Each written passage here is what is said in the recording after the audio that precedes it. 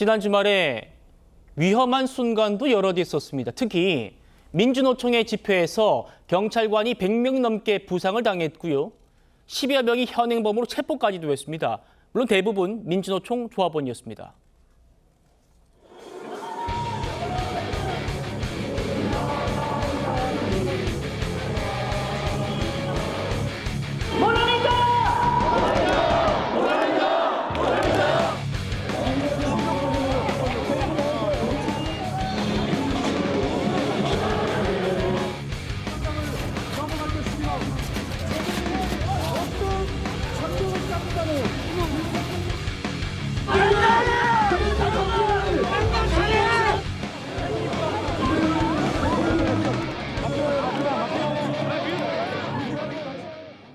서울전 변호사님. 네. 물론 김 대변인 말씀처럼 같은 다한상을 썼을 뿐 같이 주체 행사를 한 건 아니에요. 그렇지만 이재명 대표가 민주노총의 행태를 비판하지 않고 80년대 폭력경찰 100골단이 떠오른다면서 오히려 경찰을 비판하고 나섰습니다. 오늘. 어떻게 보십니까? 아니 그러니까 민주당에서 저는 참 뭐랬어요. 원래 좀 가지고 있는 약간 뉘앙스라고 해야 될까요? 검경에 대해서 상당히 이 수사 권력이라든지 아니면 어떤 우리 안전 유지를 하는 경찰이라든지 이런 부분에서 본인들의 뜻대로 되지 않으면 항상 이런 식으로 폄하를 하거나 그 조직 자체를 굉장히 좀 오도하고 있는 것은 사실인 것 같습니다. 좀 이재명 대표도 좀 그런 생각 해보셨으면 좋겠어요. 현장에서 보셨으면 아시겠지만 거기 나온 경찰들 대부분 대한민국 청년들입니다.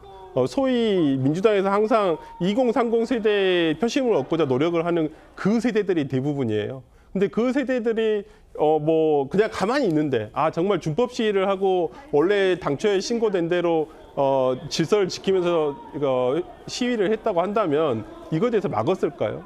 근데 그게 아니지 않습니까? 사실관계를 좀 따져보고 거기에 대해서 항의를 하는 것은 좀 강경하게 진화할 필요가 있었냐 이렇게 할 필요는 있지만 요즘 경찰들이 예전에 군부 독재 시절에 백골단하고 같다라고 비교를 하는 게 그게 지금 MZ세대들이 대부분 경찰로 있는 전투 경찰로 있는 어떤 그 경찰들에게 할 얘기인가요? 저는 좀 그런 부분은 조금 아쉽다고 생각을 하고요. 좀 비유가 매우 잘못됐다고 봅니다. 2024년도에 경찰을 80년대 백골단에 비유한 이재명 대표. 관련해서 한동훈 대표 목소리도 들어보시죠. 경찰에 대한, 공직자에 대한, 공무수행에 대한 폭력으로 다수가 체포됐습니다. 국민의힘은 경찰 등 사법당국의 엄격한 법 집행을 촉구합니다. 이건 정치가 아니라 범죄 아닙니까? 범죄에 대해 강력하게 대응해야 합니다. 최 의원님, 지금 민주당에서는 집회 관련은 경찰의 예산까지 깎겠다고 나서고 있습니다. 그렇죠. 그러면 이제 불법 집회가 있더라도 경찰력이 그 불법 집회를 제대로 관리할 수 없는 상황을 만들겠다. 이런 거 아니겠습니까? 지금 이재명 대표를 수사했던 검찰에 대해서 특수활동비나 아니면 특정 업무 경비를 전액 삭감하겠다고 지금 얘기를 하고 있는 거와 거의 같은 맥락이라고 보시면 됩니다. 워낙 입법권을 많이 가지고 있다 보니까 본인들 우리 기준으로 이제 어찌 보면 예산을 전부 다 개조를 하겠다 이런 걸로 보이는데요. 글쎄 과연 그렇게 될지 이게 단순한 으름장에 그칠지는 이제 예계로 이 과정을 좀 지켜봐야 되겠고요. 어쨌든 민노총의 여러 가지 지금 신고되지 않은 불법 행위에 대해서 사실 이재명 대표는 저걸 비판할 수가 없어요.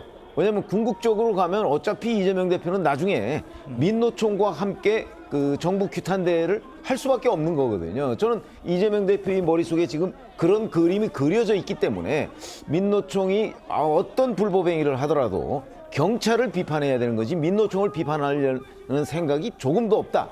이렇게 보는 거죠. 그러니까 의도를 가지고 저는 비판하는 거라고 생각을 하고요.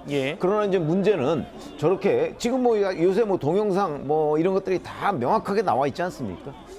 저런 상황에서 이재명 대표가 백골단 얘기하고 경찰을 비난하는 것이 과연 어떤 중도층이라고 하는 일반 국민들한테 어떤 눈으로 비칠까 하는 것이 저는 굉장히 중요한 정치 행위라고 보거든요. 그런 점에서 이재명 대표가 저런 주장을 계속 유지하는 한 아마 중도층의 표심은 달아날 것이다. 그건 곧바로 뭐 이재명 대표의 꿈도 함께 달아나는 게 되겠죠. 아.